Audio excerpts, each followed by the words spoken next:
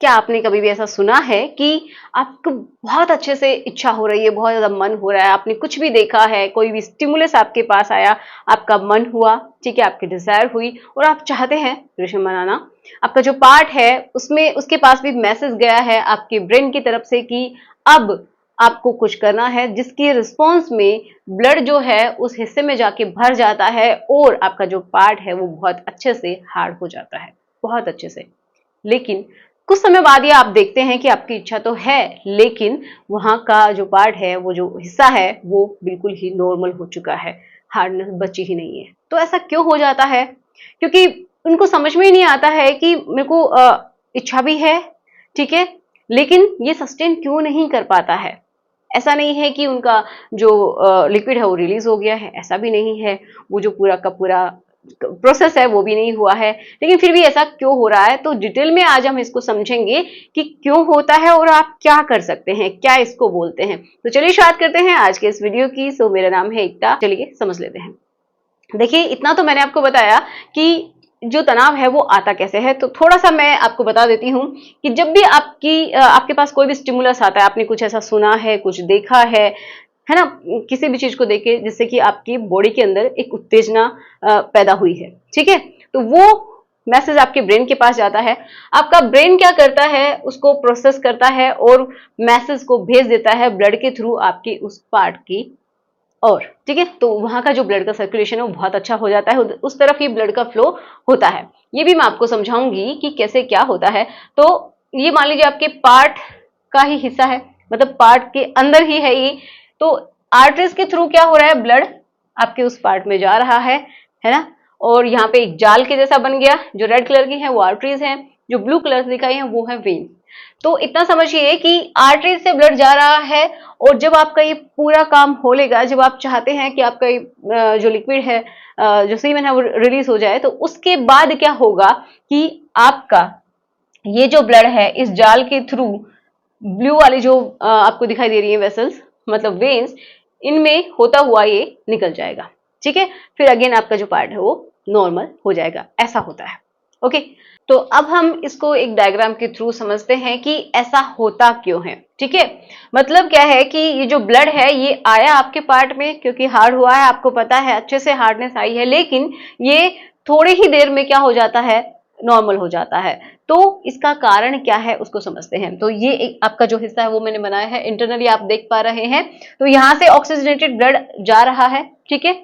ये जो red colour की जो बनाई है हमने, ये ब्लड वेसल्स हैं, ये भी ब्लड वेसल्स ही हैं, लेकिन ये आर्टरीज हैं जिनसे ऑक्सीजनेटेड ब्लड जाता है, ठीक है, और आपके टिश्यूज में जाके भर जाता है ना।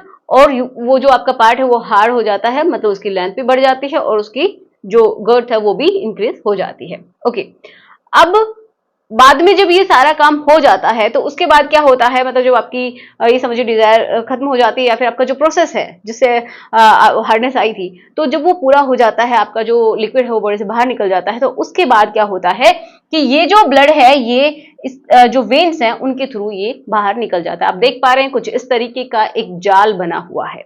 ओके, इसको हम और डिटेल में समझेंगे कि किस तरीके से ऐसा होता है और इसको क्या नाम दिया जाता है। तो देखिए, यहाँ पे आप अच्छे से समझ सकते हैं कि जब ब्लड अच्छे से आता है ना, तो यहाँ पे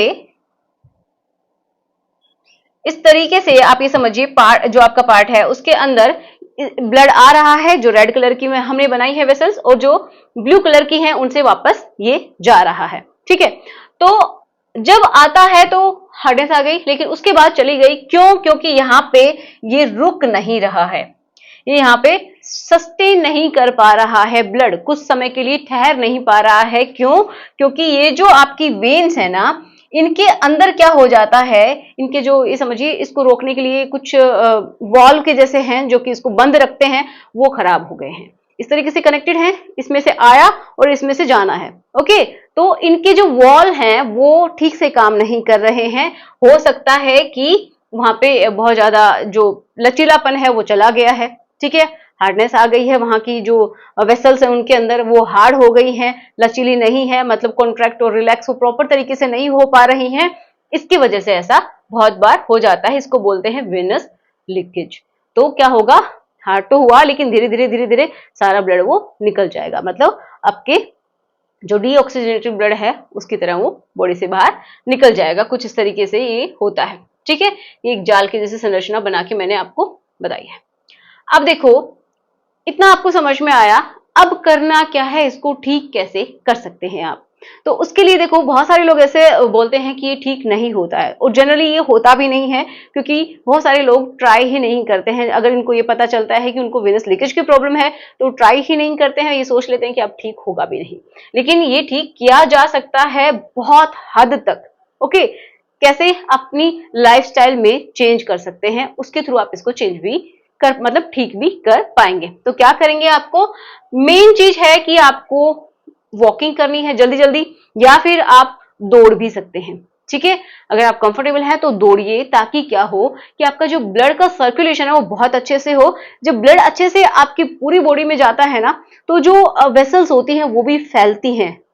जब फैलती हैं तो बहुत अच्छे से ब्लड का फ्लो होता है, और जो भी गंदगी जमी होती है वो क्या होती है, आपके ब्लड के अंदर मिलके, और वो फिल्ट्रेशन का जो प्रोसेस है उसमें चली जाती है, और वो बहुत सारी जो गंदगी है वो निकल भी जाती है। ओके, इतना मान के चलिए। और जहां पे ब्लड का सर्कुलेशन अच्छा है तो वहां पे प्रॉब्लम्स भी बहुत कम आती हैं।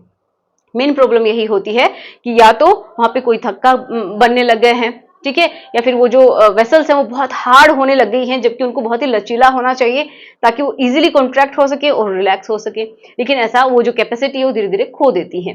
क्यों खोती है? क्योंकि आप बहुत सारा जंक फूड जो है वो ले रहे हैं, प्रोसेस्ड फूड आप ले रहे हैं, जिसकी वजह से बहुत सारी ब्लड के अंदर गंदगी जमा हो गई है, और उन जो वेसल्स हैं उनको भी खराब कर रही है। तो जो भी जंक फूड है उसको अपनी लाइफ से कट कर देना है, या फिर मिनिमाइज कर देना है कि बहुत ज्यादा आप जंक फूड ना लें।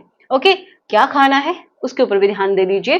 तो ये जो ड्राई फ्रूट्स होते हैं, वॉलनट है, आलमंड है, और केसेस हैं, तो जो भी नट्स है ना उनको आप भिगो दीजिए। एक मुट्ठी भर आपको लेना है मिक्स करके, और रात में भिगो दीजिए। सुबह इनको अच्छे से चबा चबा के खा लीजिए, या फिर अपने ब्रेकफास्ट में आप इसको टुकड़े काट के आप डाल के खा सकते हैं, ठीक है।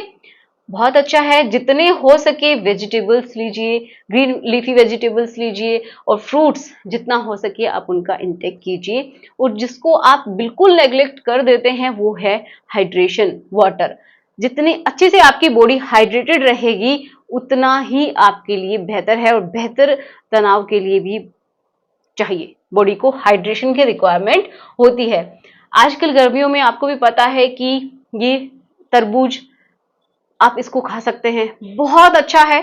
बॉडी की जो इन्फ्लामेशन है उसको भी खत्म करता है, बॉडी को हाइड्रेट रखता है, और ये आपकी ये समझिए कि नाइट्रिक ऑक्साइड है उसके लिए भी बहुत ज्यादा इंपॉर्टेंट है। ओके, तो आप इसका सेवन भी कर सकते हैं। और एक एडिशनली मैं आपको बता दूं, जैसे कि बीट रूट होता है उसका भी इस्तेमाल कीजिएगा। तो ये सब अगर आप ठीक से चेंज करते हैं ना, ये कहने की बातें नहीं है, अगर आप बहुत अच्छे से इसको फॉलो करते हैं, एक्सरसाइज भी करते हैं, हेल्दी खाना भी खाते हैं, और एक पॉजिटिविटी अपने अंदर रखिए, जिससे कि क्या होगा, आपका ये जो प्रॉब्लम है ये सॉल्व हो जाएगी, ठीक है। तो चलिए मिलते हैं नेक्स्ट वीडियो में। Thanks for watching, good bye.